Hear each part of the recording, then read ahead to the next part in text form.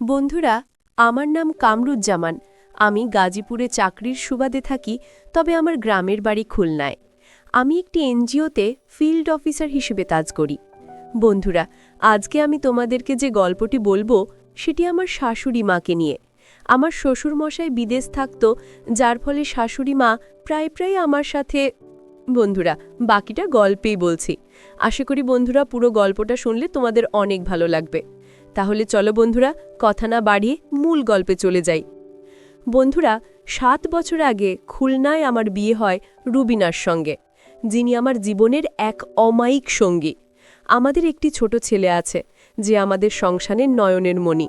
আমার শ্বশুর দুলাল মিয়া গত 4 বছর ধরে মালয়েশিয়ায় কাজ করছেন। আমার শাশুড়ি রাহেলা বেগম, আমার শালা রিপন আর শালি রুজিনা আমার শ্বশুরবাড়ির পরিবারের অংশ। আজ আমি তোমাদের এমন একটি গল্প শোনাব যা আমার জীবনে একটি বড় শিক্ষা হয়ে এসেছে। বিয়ের পর থেকে আমি আমার শাশুড়ি রাহেলা বেগমকে মায়ের মতোই সম্মান করি। তিনি একজন শান্ত, পরিশ্রমী এবং পরিবারের প্রতি নিবেদিত মানুষ। কিন্তু শ্বশুর বিদেশে থাকায় তিনি প্রায়ই একা থাকেন, এবং আমি লক্ষ্য করেছি তার চোখে মাঝে মাঝে এক ধরনের উদাসীনতা। আমার স্ত্রী রুবিনা একটি কারখানায় চাকরি করে এবং মাঝে মাঝে তাকে রাতের শিফটে কাজ করতে হয়। এই সময়গুলোতে আমি শাশুড়ির সঙ্গে সময় কাটিয়ে তাকে সান্ত্বনা দেবার চেষ্টা করি।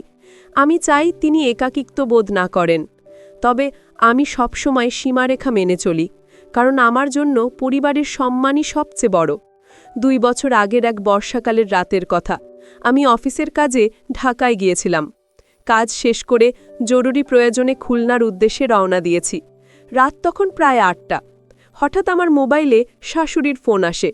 তিনি উদ্বিগ্ন কণ্ঠে বললেন, বাবা, তুমি কোথায়?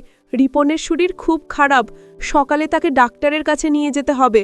তুমি কি আমাদের বাড়িতে আসতে পারবে?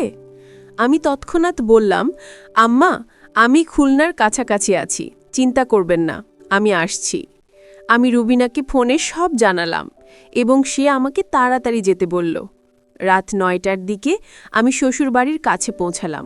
বর্ষার কারণে চারপাশে কাদা আর পানি। লোডশেডিংয়ের জন্য গ্রাম অন্ধকারে ডুবে আছে। রিকশা নিয়ে শ্বশুরবাড়ি পৌঁছতে প্রায় 11টা বেজে গেল। আমাকে দেখে রাহেলা আম্মা খুব খুশি হলেন। তিনি বললেন, বাবা, তুমি এসে ভালো করেছ। রিপনের জ্বর এখনো অনেক। আমি ঘরে ঢুকে দেখি আমার শালা রিপন বিছানায় শুয়ে ঘুমাচ্ছে, তার কপালে জ্বরের তাপ। আমি শাশুড়িকে বললাম, আম্মা, আপনি বিশ্রাম করুন, আমি রিপনের পাশে থাকব। তিনি হেসে বললেন, না বাবা, তুমি এত দূর থেকে এসেছ, তুমি কাপড় পাল্টাও, আমি খাবার দিচ্ছি। শাশুড়ি রান্নাঘরে চলে গেলেন আর আমি হাত মুখ ধুয়ে খাটে বসলাম। তখন হঠাৎ বিদ্যুৎ ফিরে এলো। খাবার টেবিলে বসে আমি খেতে শুরু করলাম। রাহেলা আম্মার টেবিলের পাশে দাঁড়িয়ে আমার সঙ্গে কথা বলছিলেন। তিনি রুবিনা, আমার ছেলে আর গাজীপুরের খবর জিজ্ঞেস করছিলেন। আমি খেতে খেতে উত্তর দিচ্ছিলাম। হঠাৎ বিদ্যুৎ আবার চলে গেল। শাশুড়ি একটি মোমবাতি জ্বালিয়ে টেবিলে রাখলেন। অন্ধকারে মোমবাতির আলোয় তাকে দেখে আমার মনে হলো তিনি সত্যিই একজন স্নেহময়ী মা। তার মুখে একটা শান্ত হাসি, যা আমাকে সবসময় স্বাগত জানায়। খাওয়া শেষ করে আমি পাশের ঘরে গেলাম। শাশুড়ি আমার জন্য বিছানা তৈরি করছিলেন। তিনি বললেন, বাবা, তুমি এখন ঘুমাও, আমি রিপনের পাশে আছি, কিছু লাগলে আমাকে ডেকো। আমি হেসে বললাম, ঠিক আছে আম্মা, আপনিও বিশ্রাম করুন। তিনি হেসে মুখে চলে গেলেন। বাইরে তখন বৃষ্টির শব্দ। আমি বিছানায় শুয়ে ভাবছিলাম, পরিবারের এই ভালোবাসা আর দায়িত্ববোধ আমাকে কতটা শক্তি দেয়। তবে আমার মনে একটা অজানা উৎকণ্ঠা কাজ করছিল। আমি জানতাম না এই রাত আমার জীবনে একটা নতুন মোড় নিয়ে আসবে। শুয়ে শুয়ে আমি রিপনের কথা ভাবছিলাম। তার শরীরটা সত্যিই খারাপ। আমি সিদ্ধান্ত নিলাম, সকাল হলেই তাকে ডাক্তারের কাছে নিয়ে যাব। এর মধ্যে আমার মাথায় একটা চিন্তা এলো। শাশুড়ি এতদিন ধরে একাই বাড়িতে কিভাবে সময় কাটান? তার মনের অবস্থা কেমন? আমি ঠিক করলাম, এই সুযোগে আমি তার সঙ্গে আরও কথা বলবো, তাকে বোঝাবো যে তিনি একা নন। আমি চাই না তিনি নিজেকে একা মনে করেন। আমার মনে একটা দৃঢ় সংকল্প জাগল। আমি আমার পরিবারকে আরও কাছাকাছি আনব। রাত তখন গভীর। বৃষ্টির শব্দে আমার চোখে ঘুম আসছিল না। আমি উঠে বসলাম। হঠাৎ শুনলাম পাশের ঘর থেকে শাশুড়ির কথার আওয়াজ। তিনি কারোর সঙ্গে ফোনে কথা বলছিলেন। আমি কান পেতে শুনলাম তিনি রুবিনার সঙ্গে কথা বলছেন। তিনি বলছিলেন, রুবিনা, কামরুজ্জামান এসেছে, তুমি চিন্তা করো না, সে রিপনের খেয়াল রাখবে। আমার মনটা ভরে গেল। এই পরিবারের প্রতি আমার দায়িত্ব আরও বেড়ে গেল। আমি ঠিক করলাম আমি শুধু রিপনের জন্য নয়, পুরো পরিবারের জন্য আরও বেশি কিছু করব। বন্ধুরা, রাত গভীর হয়ে এলেও আমার ঘুম আসছিল না। বাইরে বৃষ্টির শব্দ ক্রমশ তীব্র হচ্ছিল, আর মাঝে মাঝে বিদ্যুৎ চমকানোর আলোয় ঘরের দেয়ালে ছায়া পড়ছিল। আমি বিছানায় শুয়ে ভাবছিলাম, রাহেল আম্মার জীবনটা কতটা একাকী। শ্বশুর বিদেশে, ছেলেমেয়েরা স্কুলে, আর তিনি এই গ্রামের বাড়িতে একা। আমার মনে একটা অদ্ভুত অনুভূতি জাগছিল। একদিকে তাদের জন্য কিছু করার ইচ্ছা, অন্যদিকে আমার নিজের পরিবারের দায়িত্বের কথা মনে পড়ছিল। আমি ঠিক করলাম এই সুযোগে আমি শাশুড়ির সঙ্গে আরও কথা বলবো, তাকে বোঝাবো যে তিনি একা নন। হঠাৎ পাশের ঘর থেকে রিপনের কাশির শব্দ ভেসে এলো। আমি দ্রুত উঠে তার ঘরে গেলাম। মোমবাতির আলোয় দেখলাম রিপন জেগে উঠে বিছানায় বসে আছে। তার চোখ লাল, কপালে এখনও জ্বরের উত্তাপ। আমি তার পাশে বসে বললাম, কেমন লাগছে রিপন? পানি খাবে? সে মাথা নেড়ে বলল, ভাইয়া, মাথাটা ভারী লাগছে। আমি তার কপালে হাত দিয়ে দেখলাম জ্বর এখনও কমেনি। আমি তাকে এক গ্লাস পানি এনে দিলাম আর বললাম, চিন্তা করিস না, সকালে ডাক্তারের কাছে যাব, তুই এখন ঘুমানোর চেষ্টা কর। রাহেলা আম্মা পাশের ঘর থেকে এসে দাঁড়ালেন। তিনি উদ্বিগ্ন মুখে বললেন, বাবা, তুমি এত রাতে এভাবে জেগে আছো কেন? আমি তো রিপনের দেখাশোনা করতে পারি। আমি হেসে বললাম, আম্মা, আপনি এত চিন্তা করবেন না, আমি তো এখানেই আছি, আমরা দুজনে মিলে রিপনের খেয়াল রাখব। তিনি একটু হাসলেন, কিন্তু তার চোখে উদ্বেগটা স্পষ্ট। আমি বুঝলাম তিনি শুধু রিপনের জন্য নয়, পুরো পরিবারের জন্যই সবসময় চিন্তা করেন। আমি তাকে বললাম, আম্মা, আপনি একটু বসুন, আমরা একটু গল্প করি। আমরা দুজনে রিপনের ঘরে বসলাম। মোমবাতির আলোয় ঘরটা কেমন যেন নরম আলোয় ভরে গিয়েছিল। আমি শাশুড়িকে জিজ্ঞেস করলাম, আম্মা, আপনি এতদিন ধরে এই বাড়িতে একা থাকেন, কখনো কি মন খারাপ হয়? তিনি একটু থমকে গেলেন, তারপর ধীরে ধীরে বললেন, বাবা, মন খারাপ তো হয়ই। দুলাল এত বছর ধরে বিদেশে, আর রুজিনা, রিপন এখনও ছোট, তবে আমি চেষ্টা করি নিজেকে ব্যস্ত রাখতে। তার কথা আমি বুঝলাম তার মনে অনেক কথা জমে আছে যা তিনি কারোর সঙ্গে শেয়ার করেন না। আমি তাকে বললাম, আম্মা, আপনি কখনো একা বোধ করলে আমাকে বলবেন। আমি, রুবিনা, আমরা সবাই তো আপনার পরিবার। আমরা চাই আপনি সবসময় হাসি খুশি থাকেন। আমার কথা শুনে তার চোখে একটা কৃতজ্ঞতার ভাব ফুটে উঠল। তিনি বললেন, তুমি এতটা ভাবো, এটাই আমার জন্য অনেক। তুমি আর রুবিনা আমার ছেলে মেয়ের মতো। আমি হাসলাম, কিন্তু মনে মনে ভাবলাম আমি কিভাবে এই পরিবারকে আরও একসঙ্গে রাখতে পারি। আমার মনে একটা পরিকল্পনা তৈরি হচ্ছিল, এই পরিবারের সবাইকে একসঙ্গে নিয়ে কিছু করার। এর মধ্যে রিপন আবার ঘুমিয়ে পড়ল। আমি আর শাশুড়ি চুপচাপ বসে রইলাম। হঠাৎ তিনি বললেন, বাবা, তুমি কি কখনো তোমার শ্বশুরের সঙ্গে কথা বলেছ? ওর সঙ্গে আমার যোগাযোগ কম, মাঝে মাঝে ফোন করে, কিন্তু বেশি কথা হয় না। আমি একটু অবাক হলাম। আমি বললাম, আম্মা, আমি শ্বশুরের সঙ্গে মাঝে মাঝে কথা বলি, তিনি তো আপনাদের জন্যই এত কষ্ট করছেন, হয়তো ব্যস্ততার জন্য বেশি কথা বলতে পারেন না। আমি ঠিক করলাম শ্বশুরের সঙ্গে কথা বলে তাকে বোঝাবো যেন তিনি আম্মার সঙ্গে নিয়মিত যোগাযোগ রাখেন। রাত তখন প্রায় 12:30। আমি শাশুড়িকে বললাম, আম্মা, আপনি এখন ঘুমান, আমি রিপনের পাশে থাকব, সকালে আমরা একসঙ্গে ডাক্তারের কাছে যাব। তিনি একটু দ্বিধা করলেন, কিন্তু আমার জোর দেওয়ায় রাজি হলেন। তিনি চলে যাওয়ার আগে বললেন, বাবা, তুমি এত দূর থেকে এসেছ, তবু আমাদের জন্য এত কিছু করছো, আমি সত্যিই কৃতজ্ঞ। আমি হাসলাম আর বললাম, আম্মা, এটা আমার পরিবার, এটা আমার দায়িত্ব। তিনি চলে গেলেন, আর আমি রিপনের পাশে বসে ভাবতে লাগলাম, এই পরিবারের জন্য আমি আরও কি করতে পারি। বৃষ্টির শব্দ ক্রমশ কমে এলো। আমি রিপনের কপালে হাত রেখে দেখলাম জ্বরটা একটু কমেছে। আমার মনটা একটু হালকা হলো। আমি ভাবলাম, এই রাত আমাকে অনেক কিছু শিখিয়েছে। পরিবারের প্রতি দায়িত্ব, ভালোবাসা আর একে অপরের প্রতি সহানুভূতি, এগুলোই জীবনের সবচেয়ে বড় সম্পদ। আমি ঠিক করলাম সকাল হলেই আমি শাশুড়ির সঙ্গে আরও কথা বলবো। আমি চাই তিনি জানুক যে আমরা সবাই তার পাশে আছি। এই রাত আমার জন্য একটা নতুন কিছুর সুযোগ হয়ে দাঁড়ালো। বন্ধুরা, সকালের প্রথম আলো জানালা দিয়ে ঘরে ঢুকছিল। বৃষ্টি থেমে গেছে, তবে আকাশ এখনো মেঘলা।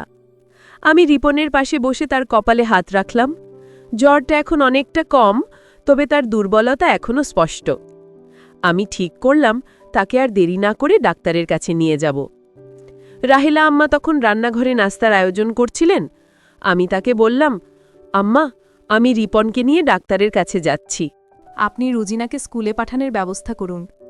তিনি মাথা নেড়ে বললেন, ঠিক আছে বাবা, তুমি সাবধানে যাও। রিপনকে জাগিয়ে তৈরি করতে একটু সময় লাগল। সে এখনও দুর্বল, তবে আমার কথা হেসে বলল, ভাইয়া, তুমি না এলে আম্মা একা কি করত? আমি হাসলাম, কিন্তু তার কথায় আমার মনটা ভারী হয়ে গেল। আমি বুঝলাম এই পরিবারের সবাই একে অপরের উপর কতটা নির্ভর করে। আমি রিপনকে সঙ্গে নিয়ে বেরিয়ে পড়লাম। গ্রামের রাস্তায় কাদার পানি জমে আছে, তবু আমরা সাবধানে হাসপাতালের দিকে রওনা দিলাম। পথে রিপন আমাকে তার স্কুলের গল্প শোনাল। তার কথায় আমি বুঝলাম সে তার বাবার জন্য কতটা মন খারাপ করে। হাসপাতালে পৌঁছে ডাক্তার রিপনকে পরীক্ষা করলেন। তিনি বললেন, জ্বরটা ভাইরাসজনিত, তবে চিন্তার কিছু নেই। কিছু ওষুধ আর বিশ্রামে ঠিক হয়ে যাবে। আমি ওষুধের তালিকা নিয়ে ফার্মেসিতে গেলাম। ওষুধ কেনার সময় আমার মনে হলো, আমার শ্বশুর দুলাল মিয়া এত দূরে থেকেও এই পরিবারের জন্য কত কিছু করছেন। আমি ঠিক করলাম তাকে ফোন করে পরিবারের খবর দেব এবং তাকে বোঝাবো যেন তিনি আম্মার সঙ্গে নিয়মিত কথা বলেন। আমি রিপনকে নিয়ে বাড়ি ফিরলাম, মনে একটা স্বস্তি নিয়ে। বাড়ি ফিরে দেখি রুজিনা স্কুল থেকে ফিরেছে। সে আমাকে দেখে দৌড়ে এসে বলল, ভাইয়া, তুমি কবে এসেছ? আম্মা বলছিল তুমি রিপনের জন্য এসেছ। আমি হেসে বললাম, হ্যাঁ রুজিনা, এখন তুই বল স্কুলে কি শিখলি? সে উৎসাহ নিয়ে তার স্কুলের গল্প শুরু করল। রাহেলা আম্মা তখন নাস্তা নিয়ে এলেন। তিনি বললেন, বাবা, তুমি এত তাড়াতাড়ি ফিরে এলে? ডাক্তার কি বলল? আমি সব খুলে বললাম এবং ওষুধগুলো তার হাতে দিলাম। তিনি আমার দিকে কৃতজ্ঞ চোখে তাকিয়ে বললেন, তুমি না থাকলে আমি একা এত কিছু কিভাবে সামলাতাম? নাস্তার টেবিলে আমরা সবাই একসঙ্গে বসলাম। রুজিনা আর রিপন তাদের স্কুলের গল্প বলছিল, আর আমি শাশুড়ির মুখে একটা শান্ত হাসি দেখলাম। আমার মনে হলো এই পরিবারের মধ্যে একটা অদ্ভুত বন্ধন আছে, যা শুধু ভালোবাসা আর দায়িত্ব দিয়েই তৈরি। আমি তখন বললাম, আম্মা, আমি ভাবছি আমরা সবাই মিলে একটা পরিকল্পনা করি। শ্বশুর যখন দেশে ফিরবেন, আমরা একসঙ্গে কোথাও ঘুরতে যাব, কি বলেন? আম্মা হেসে বললেন, বাবা, এটা তো খুব ভালো আইডিয়া। দুলাল ফিরলে আমরা সবাই মিলে আনন্দ করব। খাওয়া শেষে আমি রুবিনাকে ফোন করলাম, তাকে রিপনের খবর দিলাম এবং বললাম, তুমি যদি সময় পাও একবার খুলনায় চলে এসো, আম্মা তোমাকে খুব মিস করেন। রুবিনা হেসে বলল, তুমি সবাইকে এত ভালোবাসো, এটাই আমার সবচেয়ে বড় সুখ। আমি শিগগিরই আসব। তার কথায় আমার মনটা ভরে গেল। আমি বুঝলাম আমার পরিবারের প্রতি আমার দায়িত্ব শুধু আমার স্ত্রী আর ছেলের জন্য নয়, এই পুরো পরিবারের জন্য। আমি ঠিক করলাম আমি আম্মাকে আরও বেশি সময় দেব, যাতে তিনি কখনো একা বোধ না করেন। বিকেলের দিকে আমি শ্বশুর দুলাল মিয়াকে ফোন করলাম। তিনি ফোন ধরে বললেন, কামরুজ্জামান, সব ঠিক আছে তো? আমি তাকে রিপনের অসুস্থতার কথা বললাম এবং বললাম, আব্বা, আপনি আম্মার সঙ্গে আরেকটু বেশি কথা বলুন, তিনি আপনাকে খুব মিস করেন। তিনি একটু চুপ করে থেকে বললেন, তুমি ঠিক বলেছ, আমি ব্যস্ততায় অনেক সময় ভুলে যাই। আমি আজই রাহেলার সঙ্গে কথা বলবো। আমার মনে একটা শান্তি এলো। আমি ভাবলাম এই ছোট ছোট পদক্ষেপই হয়তো আমার পরিবারকে আরও কাছাকাছি আনবে। দিন শেষে আমি রিপন আর রুজিনার সঙ্গে বসে গল্প করছিলাম। তারা আমাকে তাদের স্কুলের বন্ধুদের কথা, খেলাধুলার কথা বলছিল। রাহেলা আম্মা পাশে বসে হাসছিলেন। আমি তাদের বললাম, তোরা যদি ভালো রেজাল্ট করিস, আমি তোদের জন্য একটা সারপ্রাইজ নিয়ে আসব। রুজিনা উৎসাহে বলল, ভাইয়া, সত্যি? তাহলে আমি এবার পরীক্ষায় ফার্স্ট হব।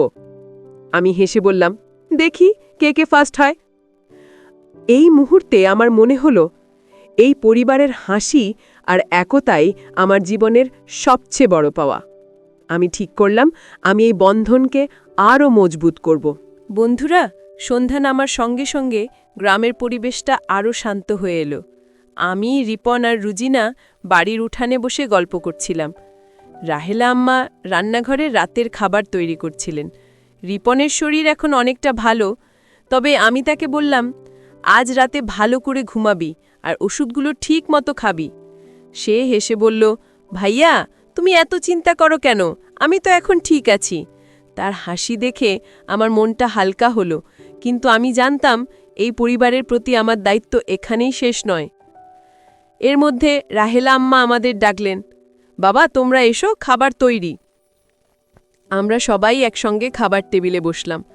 আম্মা আমার জন্য বিশেষ করে মাছের ঝোল আর ভাত রেঁধেছিলেন, যা আমার খুব পছন্দ। খেতে খেতে আমি বললাম, আম্মা আপনার হাতের রান্না যে এত মজা, এটা তো আমি ভুলেই গিয়েছিলাম। তিনি হেসে বললেন, তুমি যখনই আসবে আমি তোর জন্য এমন রান্না করব। রুজিনা হঠাৎ বলে উঠল, আম্মা তাহলে আমার জন্য কবে পিঠা বানাবে? আমরা সবাই হেসে উঠলাম। এই ছোট মুহূর্তগুলো আমার কাছে অমূল্য মনে হলো। খাওয়ার পর আমি আম্মার সঙ্গে একটু একা কথা বলতে চাইলাম। আমি বললাম, আম্মা চলুন উঠানে একটু হাঁটি। তিনি একটু অবাক হলেন, তবে রাজি হলেন। আমরা উঠানে হাঁটতে হাঁটতে কথা বলছিলাম। আমি বললাম, আম্মা আমি দেখি আপনি সব সময় পরিবারের জন্য এত কিছু করেন, কিন্তু নিজের জন্য কিছুই করেন না। আপনার কি কখনো ইচ্ছা হয় না নিজের জন্য কিছু করতে? তিনি একটু চুপ করে থেকে বললেন, বাবা আমার সুখ তো এই পরিবারের মধ্যেই, তবে হ্যাঁ মাঝে মাঝে মনে হয় দুলালের সঙ্গে আরেকটু সময় কাটাতে পারলে ভালো হতো। আমি তাকে বললাম, আম্মা আমি আব্বার সঙ্গে কথা বলেছি, তিনি আজ রাতে আপনাকে ফোন করবেন, আপনি তাকে আপনার মনের কথা খুলে বলুন। আম্মা একটু লজ্জা পেয়ে বললেন, তুমি এত কিছু ভাবো বাবা, আমি তো ভাবতেই পারিনি। আমি হাসলাম আর বললাম, আম্মা আপনি আমাদের মা, আপনার হাসি আমাদের সবার হাসি। আমার কথায় তিনি কৃতজ্ঞতায় চোখ নামিয়ে নিলেন। আমি বুঝলাম আমার এই ছোট প্রচেষ্টাগুলো তার মনে একটা বড় পরিবর্তন আনছে। এরপর আমি রিপন আর রুজিনার সঙ্গে তাদের পড়াশোনার ব্যাপারে কথা বললাম। রিপন বলল, ভাইয়া আমি এবার পরীক্ষায় ভালো করতে চাই, তুমি আমাকে পড়তে সাহায্য করবে? আমি বললাম, অবশ্যই, আমি গাজীপুরে ফিরে গেলেও তোদের সঙ্গে পড়াশোনার খোঁজ নেব। রুজিনা বলল, আমিও ভালো রেজাল্ট করব ভাইয়া, তুমি আমাদের জন্য কি সারপ্রাইজ আনবে বলো? আমি হেসে বললাম, এটা তো সারপ্রাইজ, বললে কি আর মজা থাকে? তাদের উৎসাহ দেখে আমার মনটা ভরে গেল। আমি ভাবলাম এই ছোট ছোট স্বপ্নই তাদের জীবনে বড় কিছু করার প্রেরণা দেবে। রাতে আমি রুবিনাকে আবার ফোন করলাম। তাকে বললাম, তুমি যদি সময় পাও আম্মাকে একটু সময় দিও, তিনি তোমাকে খুব মনে করেন। আর আমি ভাবছি আমরা সবাই মিলে একটা পরিবারের জন্য কিছু করি। রুবিনা বলল, তুমি সবসময় এমন ভাবো, তাই তো তোমাকে এত ভালোবাসি। আমি চেষ্টা করব শিগগিরই খুলনায় যেতে। তার কথায় আমার মনে একটা শান্তি এলো। আমি ভাবলাম আমার স্ত্রীর সঙ্গে আমার এই বোঝাপড়াই আমাদের পরিবারকে আরও মজবুত করে। এর মধ্যে শাশুড়ির ফোনে একটা কল এলো। আমি দেখলাম দুলাল মিয়া ফোন করেছেন। আম্মা একটু লজ্জা পেয়ে পাশের ঘরে গিয়ে কথা বলতে লাগলেন। আমি দূর থেকে দেখলাম তার মুখে একটা হাসি ফুটে উঠেছে। আমি বুঝলাম আমার ছোট প্রচেষ্টাটা কাজে লেগেছে। আমি রিপন আর রুজিনাকে বললাম, তোরা দেখলি আব্বা আম্মার সঙ্গে কথা বলছেন, এবার তোদের দায়িত্ব আম্মাকে যেন কখনো একা লাগতে না দেওয়া। তারা দুজনেই মাথা নেড়ে হাসল। রাত গভীর হলো। আমি বিছানায় শুয়ে ভাবছিলাম এই পরিবারের প্রতি আমার দায়িত্ব শুধু সাহায্য করা নয়, তাদের মনের শক্তি হয়ে ওঠা। আমি ঠিক করলাম আমি গাজীপুরে ফিরে গেলেও এই পরিবারের সঙ্গে নিয়মিত যোগাযোগ রাখব। আম্মার একাকিত্ব, রিপন আর রুজিনার পড়াশোনা আর শ্বশুরের সঙ্গে তাদের সম্পর্ক, এসব আমি মন থেকে দেখব।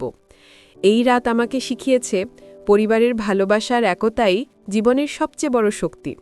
আমি ঘুমিয়ে পড়লাম মনে একটা নতুন আশা নিয়ে। বন্ধুরা, সকালের নরম আলোয় গ্রামের পরিবেশটা যেন আরও স্নিগ্ধ হয়ে উঠেছিল। আমি উঠে দেখি রাহেল আম্মা ইতোমধ্যে রান্নাঘরে ব্যস্ত। রিপনের শরীর এখন অনেকটা ভালো, আর সে রুজিনার সঙ্গে উঠানে খেলছিল। আমি তাদের দিকে তাকিয়ে হাসলাম। এই ছোট ছোট মুহূর্তগুলো আমার মনে একটা গভীর শান্তি এনে দেয়। আমি আম্মার কাছে গিয়ে বললাম, আম্মা আজ আমি গাজীপুরে ফিরব, কিন্তু আপনারা যেন আমাকে মনে রাখেন, আমি ফোনে সবসময় আছি। তিনি হেসে বললেন, বাবা, তুমি এত কিছু করেছ, আমরা কি আর তোমাকে ভুলবো? নাস্তার টেবিলে বসে আমি রিপন আর রুজিনাকে বললাম, তোরা দুজন পড়াশোনায় মন দিবি, আমি প্রতি সপ্তাহে ফোন করে তোদের খবর নেব, আর আম্মার পাশে থাকবি, ঠিক আছে? রুজিনা উৎসাহে বলল, ভাইয়া, আমি এবার পরীক্ষায় ভালো করব, দেখো। রিপনও মাথা নেড়ে বলল, আমিও চেষ্টা করব ভাইয়া। আম্মা পাশ থেকে বললেন, বাবা, তুমি এত দূর থেকে এসে আমাদের জন্য এত কিছু করলে, আমার মনে হচ্ছে আমরা আবার একটা পূর্ণ পরিবার হয়ে গেছি। তার কথাই আমার মন ভরে গেল।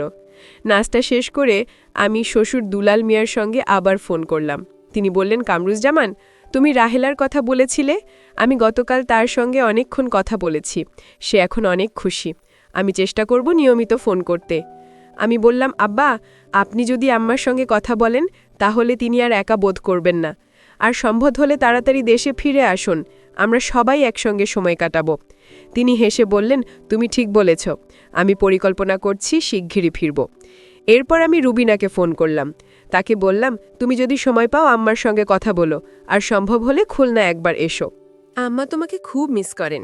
রুবিনা বলল, তুমি এত কিছু করছো, আমি খুব গর্বিত। আমি শিগগিরই খুলনায় যাব। তার কথায় আমার মনে একটা আনন্দ জাগল। আমি ভাবলাম, আমার এই ছোট ছোট প্রচেষ্টাগুলো আমার পরিবারকে আরও কাছাকাছি আনছে। আমি ঠিক করলাম, আমি গাজীপুরে ফিরে গেলেও এই বন্ধনকে আরও মজবুত করব। ব্যাগ গোছানোর সময় রুজিনা এসে বলল, ভাইয়া, তুমি কবে আবার আসবে? আমি তোমার জন্য পিঠা বানাবো। আমি হেসে বললাম, তুই পিঠা বানাবি? তাহলে আমি তো খুব তাড়াতাড়ি আসব। রিপনও এসে বলল, ভাইয়া, তুমি আমাকে পড়াশোনায় সাহায্য করবে, কিন্তু আমি যেন তোমার সঙ্গে ফুটবল খেলতে পারি। আমি তাদের দুজনকে জড়িয়ে ধরে বললাম, ঠিক আছে, আমি ফিরে এসে তোদের সঙ্গে ফুটবল খেলব আর পড়াশোনায় সাহায্য করব। তাদের হাসি দেখে আমার মনটা ভরে গেল। রাহেলা আম্মা আমাকে বাসস্ট্যান্ড পর্যন্ত এগিয়ে দিতে এলেন। পথে তিনি বললেন, বাবা, তুমি এসে আমাদের মনে একটা নতুন আলো জ্বালিয়ে দিয়েছ, আমি এখন আর একা বোধ করি না। আমি বললাম, আম্মা, আপনি আমাদের পরিবারের মূল শক্তি, আমরা সবাই আপনার পাশে আছি। তিনি চোখ মুছে বললেন, তুমি আর রুবিনা আমার জন্য যা করছো তাতে আমার মন ভরে গেছে। আমি হাসলাম, কিন্তু মনে মনে ভাবলাম, এই পরিবারের জন্য আমি আরও কিছু করতে চাই। বাসে ওঠার আগে আমি আম্মাকে বললাম, আম্মা, আপনি রিপন আর রুজিনার খেয়াল রাখবেন, আর কিছু দরকার হলে আমাকে ফোন করবেন। তিনি মাথা নেড়ে বললেন, তুমি চিন্তা করো না বাবা, আমি সব ঠিক রাখব। বাস ছাড়ার সময় আমি জানালা দিয়ে তাদের দিকে তাকালাম। রুজিনা হাত নেড়ে বিদায় জানাচ্ছিল, আর আমার চোখে একটা কৃতজ্ঞতার হাসি। আমি ভাবলাম, এই পরিবারের জন্য আমার এই প্রচেষ্টাগুলো কখনো বৃথা যাবে না। গাজীপুরের পথে আমি ভাবছিলাম, আমার পরিবারের এই একতা আর ভালোবাসা আমাকে কতটা শক্তি দেয়। আমি ঠিক করলাম, আমি শুধু আম্মা, রিপন আর রুজিনার জন্য নয়, আমার শ্বশুরের জন্যও কিছু করব। তিনি যেন শিগগিরই দেশে ফিরে আসেন, আর আমরা সবাই মিলে একসঙ্গে সময় কাটাই। আমার মনে একটা নতুন স্বপ্ন জাগল, এই পরিবারকে আরও সুখী আর একসঙ্গে দেখার। আমি জানালার বাইরে তাকিয়ে হাসলাম। জীবনের এই ছোট ছোট মুহূর্তই আমাকে নতুন শক্তি দেয়। বন্ধুরা, গাজীপুরে ফিরে এসে আমার জীবন আবার ব্যস্ততায় ভরে গেল। এনজিওর কাজ, সংসার আর আমার ছোট ছেলে দেখাশোনা, সব মিলিয়ে দিনগুলো দ্রুত কেটে যাচ্ছিল। তবু খুলনার সেই দিনগুলো আমার মনে বারবার ফিরে আসছিল। রাহেলা আম্মার হাসি, রিপন আর রুলিনার উৎসাহ, এগুলো আমাকে নতুন শক্তি দিচ্ছিল। আমি প্রতি সপ্তাহে আম্মার সঙ্গে ফোনে কথা বলতাম, রিপন আর রুজিনার পড়াশোনার খোঁজ নিতাম। আমার মনে একটা দৃঢ় সংকল্প ছিল, এই পরিবারকে আমি কখনো একা বোধ করতে দেব না। একদিন সন্ধ্যায় রুবিনা আমাকে বলল, তুমি আম্মার জন্য এত কিছু করছো, আমার খুব ভালো লাগছে। আমি ভাবছি আগামী ছুটিতে আমরা খুলনায় যাব, আম্মার সঙ্গে কিছু সময় কাটাবো। আমি হেসে বললাম, এটা তো দারুণ আইডিয়া, আম্মা তোমাকে দেখলে খুব খুশি হবেন, আর রিপন রুজিনাও তো আমাদের ছেলের সঙ্গে খেলতে পারবে। রুবিনার চোখে একটা উজ্জ্বল হাসি ফুটে উঠল। আমি বুঝলাম, আমার এই ছোট প্রচেষ্টাগুলো আমাদের পরিবারকে আরও কাছাকাছি আনছে। কিছুদিন পর আমি শ্বশুর দুলাল মিয়ার কাছ থেকে একটা ফোন পেলাম। তিনি বললেন, কামরুজ্জামান, আমি পরের মাসে দেশে ফিরছি। তুমি যেভাবে রাহেলা আর ছেলেমেয়েদের দেখাশোনা করছো, আমি সত্যিই কৃতজ্ঞ। আমি বললাম, আব্বা, এটা আমার দায়িত্ব। আপনি ফিরলে আমরা সবাই মিলে একসঙ্গে সময় কাটাবো। তিনি হেসে বললেন, ঠিক আছে, আমি ফিরে একটা বড় পরিকল্পনা করব। আমরা সবাই মিলে কোথাও ঘুরতে যাব। তার কথায় আমার মন ভরে গেল। আমি ভাবলাম, এই পরিবারের একতা আমার জীবনের সবচেয়ে বড় সম্পদ। এক সন্ধ্যায় আমি রিপনের সঙ্গে ফোনে কথা বলছিলাম। সে উৎসাহ নিয়ে বলল, ভাইয়া, আমি এবার পরীক্ষায় ভালো করেছি। তুমি আমাকে কি সারপ্রাইজ দেবে? আমি হেসে বললাম, আরে, তুই ফার্স্ট হলে তো একটা বড় সারপ্রাইজ পাবি। তবে এখন বল, তুই আর রোজিনা আম্মার পাশে থাকছিস তো? সে বলল, হ্যাঁ ভাইয়া, আমরা আম্মাকে সাহায্য করছি, আর আম্মা এখন অনেক হাসি খুশি। আমি খুশি হলাম। আমি তাকে বললাম, তোরা আমার পাশে থাকলে আমার মনটা শান্ত থাকে। কিছুদিন পর রুবিনা আর আমি আমাদের ছেলেকে নিয়ে খুলনায় গেলাম। আম্মা আমাদের দেখে এত খুশি হলেন যে তার চোখে পানি চলে এলো। তিনি বললেন, বাবা, তুমি আর রুবিনা এসেছো, আমার মনে হচ্ছে আমার পুরো পরিবার এখন পূর্ণ। রুজিনা আর রিপন আমাদের ছেলের সঙ্গে খেলতে শুরু করলো। আমি আম্মার সঙ্গে বসে কথা বলছিলাম। তিনি বললেন, বাবা, তুমি যেভাবে আমাদের সবাইকে একসঙ্গে রাখছো, এটা আমার জন্য সবচেয়ে বড় উপহার। আমি বললাম, আম্মা, এটা আমার দায়িত্ব। আমরা সবাই একে অপরের জন্যই আছি। খুলনায় থাকার সময় আমরা সবাই মিলে অনেক মজা করলাম। রিপন আর রুজিনা আমাদের ছেলেকে নিয়ে উঠানে খেলছিল, আর আমি রুবিনার সঙ্গে আম্মাকে রান্নায় সাহায্য করলাম। আম্মা হেসে বললেন, এতদিন পর আমার বাড়িটা আবার হাসিতে ভরে গেছে। আমি বললাম, আম্মা, এই হাসিটাই আমরা সবাই চাই। আপনি যেন সব সময় এভাবে হাসেন। রুবিনা পাশ থেকে বলল, আম্মা, আমরা প্রতি মাসে একবার এভাবে আসব, আপনার সঙ্গে সময় কাটাবো। আম্মার মুখে একটা উজ্জ্বল হাসি ফুটে উঠল। একদিন আমরা সবাই মিলে গ্রামের পাশের মাঠে গেলাম। রিপন আমাদের ছেলেকে ফুটবল খেলা শেখাচ্ছিল, আর রুজিনা ফুল তুলে আম্মার জন্য মালা বানাচ্ছিল। আমি আর রুবিনা পাশে বসে তাদের দেখছিলাম। আমি রুবিনাকে বললাম, দেখ, এই মুহূর্তগুলোই আমাদের জীবনের আসল সম্পদ। সে আমার হাত ধরে বলল, তুমি যেভাবে সবাইকে একসঙ্গে রাখছ, এটা আমার কাছে সবচেয়ে বড় গর্বের বিষয়। আমি হাসলাম, মনে একটা গভীর শান্তি নিয়ে। খুলনায় কাটানো সেই দিনগুলো আমার মনে গভীর ছাপ ফেলল। আমি বুঝলাম, পরিবারের প্রতি দায়িত্ব আর ভালোবাসা আমাদের জীবনকে কতটা পূর্ণ করে। আমি ঠিক করলাম, আমি শ্বশুর ফিরে আসার আগ পর্যন্ত আম্মা, রিপন আর রুজিনার পাশে থাকব। আর যখন তিনি ফিরবেন, আমরা সবাই মিলে একটা নতুন শুরু করব।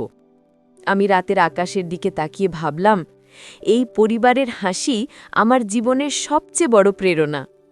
খুলনা থেকে গাজীপুরে ফিরে আমার জীবন আবার নিয়মিত ছন্দে থিরে গেল। তবে আমার মনের এক কোণে সবসময় খুলনার সেই বাড়ি, রাহেলা আম্মার হাসি আর রিপন রুজিনার উৎসাহ ঘুরপাক খাচ্ছিল। আমি প্রতি সপ্তাহে আম্মার সঙ্গে ফোনে কথা বলতাম, রিপন আর রুজিনার পড়াশোনার খোঁজ নিতাম। একদিন আম্মা ফোনে বললেন, বাবা, তুমি আর রুবিনার এসেছিলে, তারপর থেকে আমার মনটা অনেক হালকা। দুলালও এখন প্রায়ই ফোন করে। তার কথায় আমার মনে একটা গভীর তৃপ্তি এলো। আমি বললাম, আম্মা, আপনার এই হাসিটাই আমাদের সবার জন্য বড় পাওয়া। কিছুদিন পর রিপন ফোন করে উৎসাহ নিয়ে বলল, ভাইয়া, আমার পরীক্ষার রেজাল্ট বেরিয়েছে, আমি ক্লাসে সেকেন্ড হয়েছি। আমি খুশিতে বললাম, অসাধারণ রিপন, তুই এবার সারপ্রাইজ পাবি। আর রুজিনার খবর কি? সে হেসে বলল, রুজিনাও ভালো করেছে, সে তোমার সঙ্গে কথা বলতে চায়। রুজিনা ফোন নিয়ে বলল, ভাইয়া, আমি ফার্স্ট হয়েছি, তুমি কবে আসবে? আমি তোমার জন্য পিঠা বানাবো। আমি হাসলাম, তোরা দুজনেই আমাকে গর্বিত করেছিস। আমি শিগগিরই আসব আর তোদের জন্যে সারপ্রাইজ নিয়ে আসব। এক সন্ধ্যায় রুবিনা আমাকে বলল, তুমি আম্মা আর রিপন রুজিনার জন্য এত কিছু করছো, আমি ভাবছি আমরাও কিছু করি। আমার জন্য একটা উপহার পাঠাই, কি বলো? আমি বললাম, দারুণ আইডিয়া। আমরা আম্মার জন্য একটা শাড়ি আর রিপন রুজিনার জন্য বই পাঠাবো। রুবিনা উৎসাহ নিয়ে বলল, আমি আজই বাজারে যাব, আর আমি ভাবছি আম্মাকে আমাদের এখানে গাজীপুরে নিয়ে আসি। আমাদের ছেলেও তো তার নানিকে খুব মিস করে। আমি হেসে বললাম, তুই ঠিক বলেছিস, আম্মা এখানে এলে আমাদের সংসার আরও আনন্দে ভরে যাবে। কিছুদিন পর আমি শ্বশুর দুলাল মিয়ার কাছ থেকে একটা খুশির খবর পেলাম। তিনি বললেন, কামরুজ্জামান, আমি পরের সপ্তাহে দেশে ফিরছি। আমি চাই আমরা সবাই মিলে একটা বড় আয়োজন করি।